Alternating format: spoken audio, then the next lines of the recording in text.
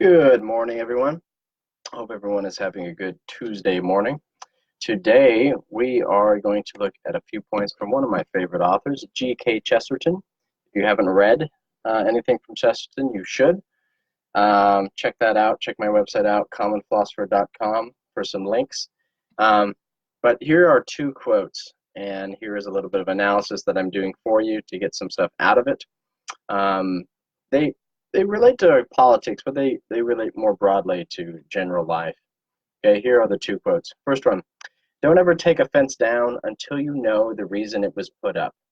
Now, this does have a lot of political import, but it's also just general understanding.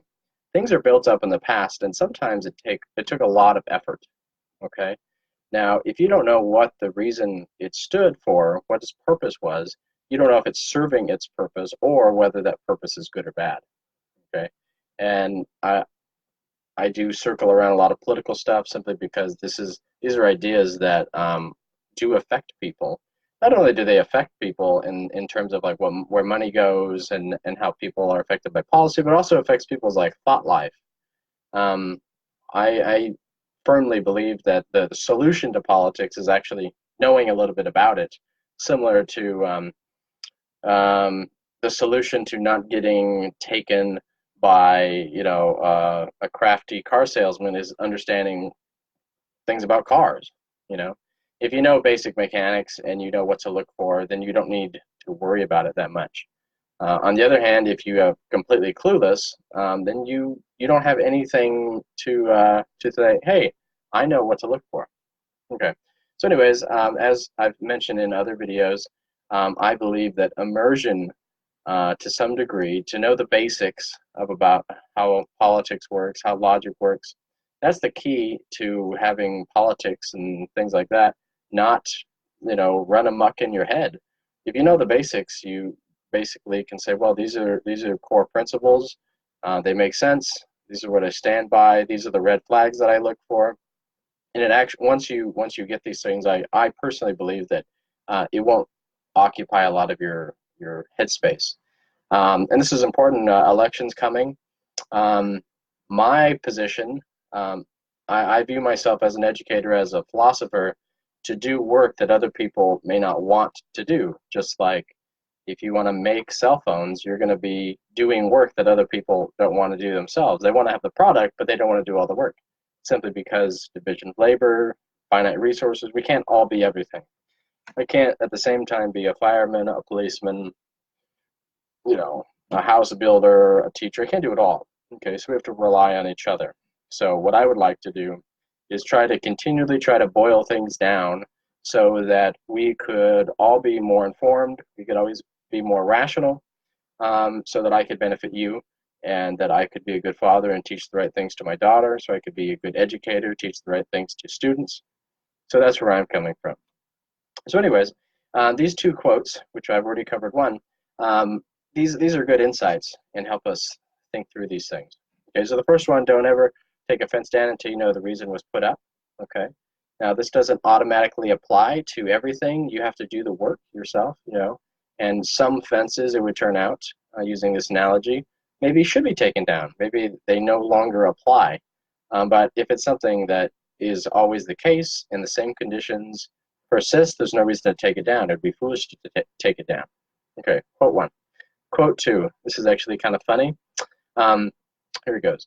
The men whom the people ought to choose to represent them are too busy to take the jobs, but the politician is waiting for it. He's the pestilence of modern times. What we should try to do is make politics as local as possible. Keep the politicians near enough to kick them. The villagers who met under the village tree could also hang the politicians on to the tree. It's terrible to contemplate how few politicians are hung today. Uh, now that's obviously pretty funny, um, but there's a deeper principle rather than just lynching politicians. The idea is that if you are directly connected to what you do, uh, you have to adapt yourself. So, for instance, if you sell tables that you hand make and everybody knows that they fall apart, nobody's going to buy your tables, right? But politicians, somehow, they develop mechanisms so that they're immune. And part of that is just like, you know, absurd amounts of irrationality. Everything's about emotions. Just go online, go talk to people, ask people pointed questions, and you don't have to know much. You just have to ask questions, and it will be revealed that most people don't know what they're talking about, why they believe what they believe, why they're supporting a specific candidate. And again, in my talks and on my website, um, most of my stuff is not about actually arguing for a specific position. Most of it is trying to take a step back, look at it from like just a general rational standpoint and seeing what it would take to develop a position or to refute a position or something like that. The work is still on you. Okay, so here are some points that 5 points that I brought out from those two quotes. So rational action requires knowledge. Okay, now if you go with gut reactions, almost by definition, you don't know what's going on. It's almost like an animal instinct. You know, you're on autopilot. Okay, now I presume that when you do things like vote or teach, when you build a lesson plan, when you vote on something or spend a lot of money, that you should do research. You should have an argument of sorts. And there's a lot that goes into it. And certain things that took a lot of time, sweat, blood, etc., to establish, you need to really understand what it was there for and why it was there before you start tearing it down. Okay. Point two. Political action without accountability is a bad thing. Okay. If you just think about how different it is, and this is a bad thing, how different the government operates different than in the private market. And I'm not saying the private market solves everything, okay? This is not my argument. But there is some notable differences that should really make you think. Some economists call this the Washington Monument Syndrome or something like that. The idea is that a business, whenever they are tightened, in the sense that maybe they're not making enough revenue or something breaks and they need to cut costs, what they will do is they will eliminate the inessentials that cause the least amount of harm to basically what they're producing. Okay, so the idea is, say you run a store, you are going to cut what is least harmful. Okay, so for instance, you're not going to cut all of your employees because if you cut all the employees, then the customer won't have any customer service. That'd be a very bad thing. So what it's going to try to do is try to isolate the essential stuff from the inessential stuff so that the customer has the least amount of negative, effect. Okay, but in the government, the opposite takes place. So, for instance, when they're trying to get more money, they're going to close down the things that cause the most pain because they want to reinforce that you need to give them more money. See how different that is. A businessman is going to, and I'm not saying all businessmen are always going to be better politicians or anything like this. I'm just trying to show the difference between what a business would do with finite resources when they have to produce a product, and then the opposite with what the government typically does when they're trying to get a bigger budget. One would make it more painful, basically, for the people giving the money over, and the free market one would do the exact opposite. It would try to cut the inessentials that cause the least amount of pain. Okay, so there's a big difference. Okay, now how does that relate to accountability? Okay, so the simple statement would be something like this: if you are connected by reputation, by what you do, and people will remember it, you're going to modify yourself so that you have the best reputation. But if, on the other hand, you can do things and always blame somebody else, well, then it's much easier to just go with whatever is trending, say whatever you want, and then always blame somebody else.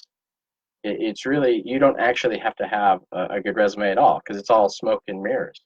So Chesterton's insight would be, that's why you need politicians so close that you can kick.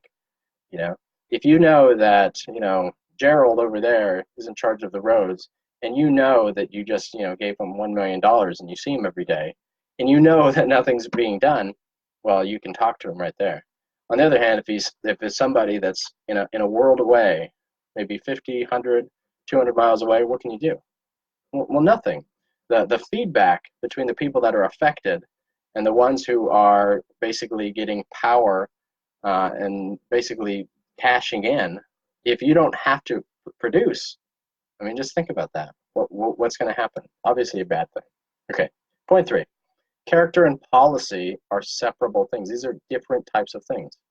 And it's unfortunate, right? We wish we had, it's like, well, what's the candidate with the best character and which is the best policy? Problem is this is enormously complex, and it's just this is the world.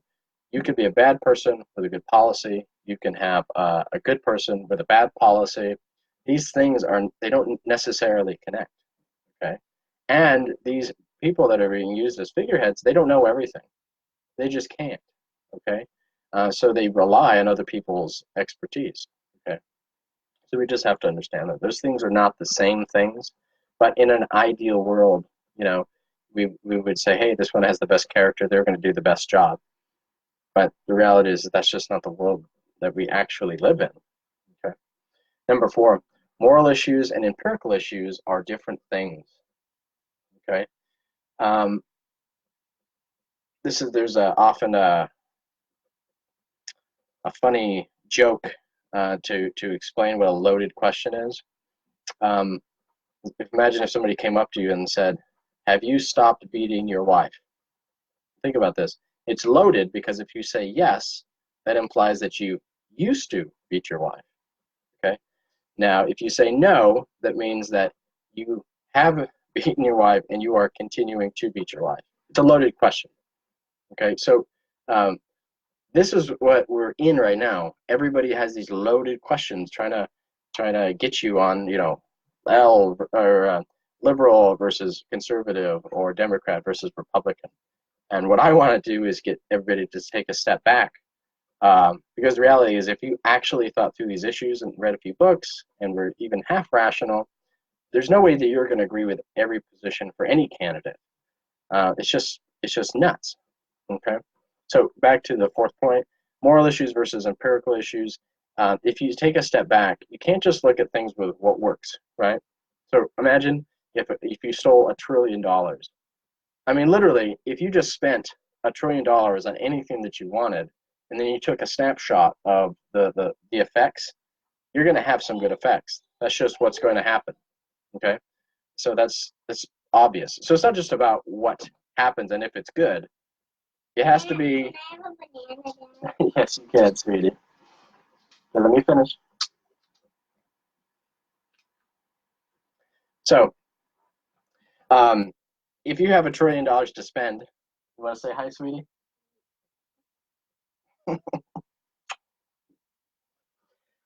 So it's not just about whether you can do something good.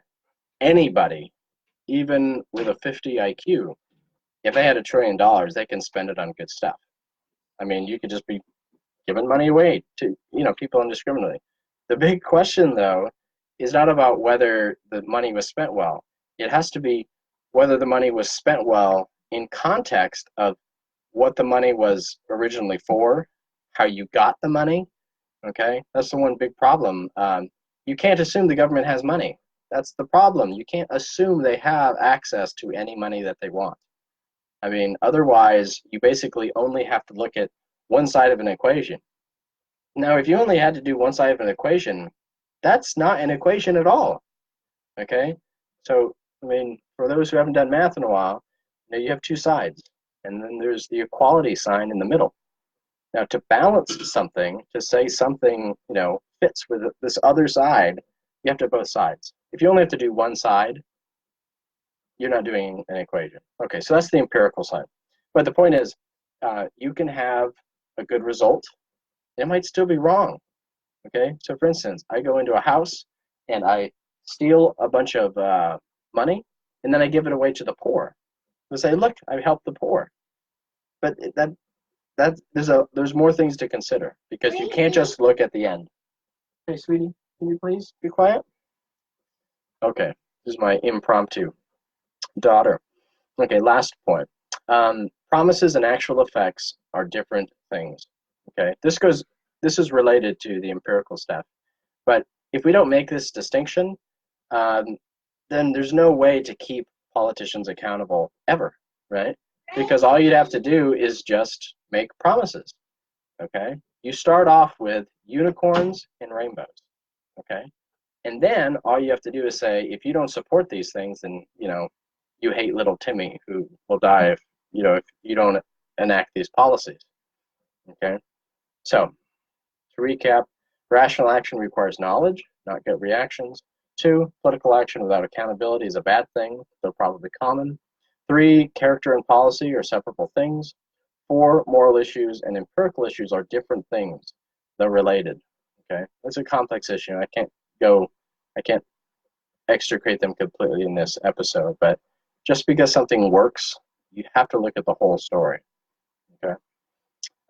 5, promises and actual effects are different things. But the only way to sort that out is to do research. To do what policies, have there been similar policies? Did it work elsewhere? People want to discuss like minimum wage, and they want to say, well, if you don't vote for it, then you hate this class of people. But it's very possible to be a person that has actually read economic studies where it's like it doesn't succeed in giving what it promises. Okay, so you got to think about that. It makes promises that it can't make good on, and also it may have some negative effects. Okay, but of course, people that are voting and watching the news, they want it to either be, they want it to be binary, D versus R. Whatever you're against, you're somehow being ill-willed or something. Okay.